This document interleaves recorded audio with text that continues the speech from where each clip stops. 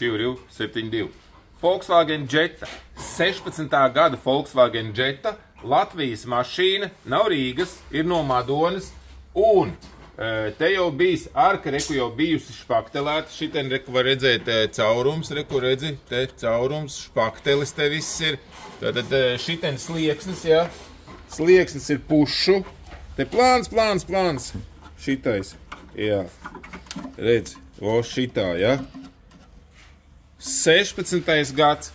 170,000 kilometru nobraukums tiem, kam interesē nobraukumi. Rekur ir jauni sliekšņi. Liksim jaunus sliekšņus, jo, nu kā darīt, ko darīt? Neko netaisīt. Tikai kaut kāds ielāps likt. Tur pa vidu tiem sliekšņiem arī, tur, kur tie zaglušku caurumi, kur puļķināk iekšā, tur arī viss riņķī izrūsējas, tas caurums jau lielāks un tā tālāk.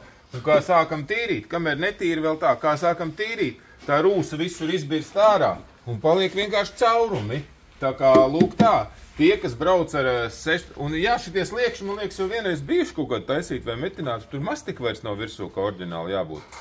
Bet tie, kuri domā, ka viņi tagad aizies uz kaut kādu autošrotu placi un nopirks mašīnu ar baigo kabinetu, pa 16. gads, tā jau tik jauna mašīna, tad tu rēķinies, ka ja tu tur kaut kādu rūsu sāks tīrīt, Dievs pasarg, tad tur būs caurumi. Viņi būs jāmetina. No šitiem principā arī arka būtu jāmaina. Nu, gan jau, ka nemainīsim, atstāsim to špakteli, lai vēl kāds pāris gadus pabrauc, un tad mainīs to arku.